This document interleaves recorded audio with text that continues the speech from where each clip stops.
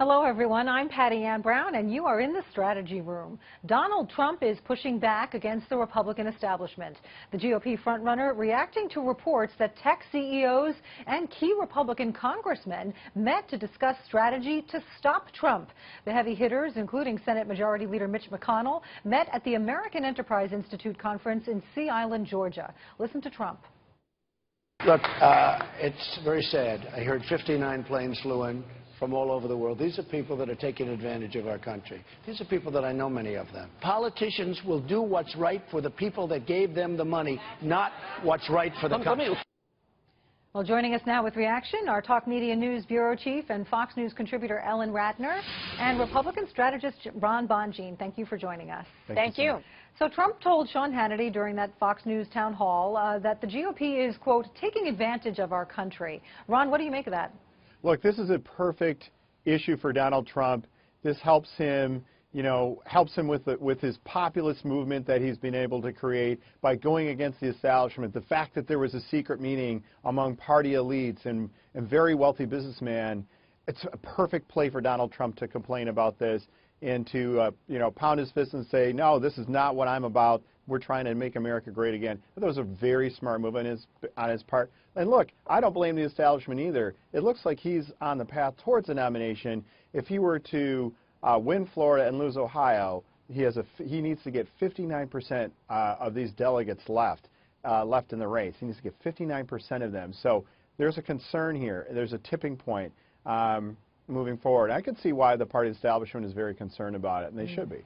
Well, meanwhile, former candidates are also joining this movement to stop Trump. Carly Fiorina has endorsed Ted Cruz, and now Jeb Bush is meeting with Senator Cruz, Governor John Kasich, and Senator Marco Rubio.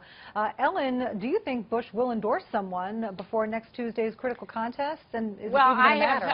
I have stopped guessing, but I want to talk a little bit about what Ron said in terms of the delegates also, because people are not looking the fact that, look, if there's a close delegate race, you've got places like New Mexico, very delegate-rich California, which is coming up the first week in June. This isn't over till it's over because these delegates are very, very close right now. Yeah, so it's a good point. Reportedly, Paul Ryan was also at this AEI conference. The Republican establishment has not been supportive of either Trump or Cruz. If either one of them is elected, Ron, do you think they'll be able to work with Paul Ryan and Congress? Oh, I think so. I think Paul Ryan, is probably at the AEI forum, frankly, because he's a thought leader for Republicans, and he's probably down there because he was interested in ideas. And yes, he'll be able to work with the president of any party. I know Paul Ryan, and he's a fantastic person. He's a true leader, and House Republicans know that they are lucky to have him, and we're glad he's there. But look, I also think that it was important for Paul Ryan to put Donald Trump in his place regarding, his confusing comments regarding the KKK and the gamesmanship he played with CNN regarding his earpiece of whether or not it was working. I thought it was a smart move to show that he's the adult of the party. All right. Ellen, go ahead. Well, one of the things I would have done if I was either Paul Ryan or Reince Priebus from the Republican is to call in Donald Trump and say, look, you're a member of the party. You might be the leader of the party. This is what we need. And that, so far as we know, has not happened. Yeah. Ron, what do you think? Could we be moving toward this contested GOP convention? Is no one going to clear 1,237? We're going to know after Tuesday, especially with Florida and Ohio. Look, I think the chances of a contested convention are greater than normal at this point. It could definitely happen.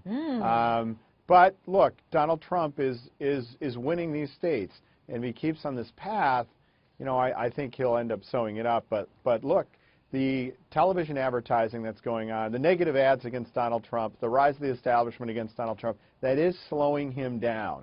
And his negative ratings, his favorables are in the negatives. They're negative 39% and growing in that direction. So we'll see. Ellen, if it comes to a contested convention and Trump doesn't win, even though he got the most delegates, he might not have cleared the 1237. I mean, it's perfectly fair. That's the way the process works. You can have that kind of contested convention. But his supporters are talking about a full-scale revolt at that point. They will not vote for any other candidate, and then they're handing the race to the Democrats. I mean, what potential chaos happens if it comes to that? Well, I am from Cleveland, Ohio, so Clevelanders are salivating at this possibility because so many people and so much attention will be in Cleveland. I don't know what really happens. I do know that if you look at the history, not of the Republican convention, but the Democratic convention in 1968, where there was so much violence, they didn't have enough. Senator Kennedy, Teddy Kennedy, was killed, and therefore there was a huge anti-war vote, but it went to Hubert Humphrey, of all people, who had not the number of delegates that, you know, even if you combine the two, Kennedy and McCarthy together, you didn't get it. So this could be, as some people say, a mess, and it's interesting that they are purchasing riot gear because they expect a lot of problems. Yeah. Could I just say one thing? That I think that if it's 35 to 40%, if Trump only has 35 to 40%, that's one thing. I think that then the contested election should go forward. But if it gets to like 47, 48, 49%, I think it'd be hard-pressed for the establishment to try to take that away. And you could see a riot occur, for sure. All right. Well, let's hope not. All right. Ellen, Ron, thank you both so much for joining us. Thank you. And for complete coverage of the 2016 race, check out foxnews.com. I'm Patty Ann Brown. Thanks for watching.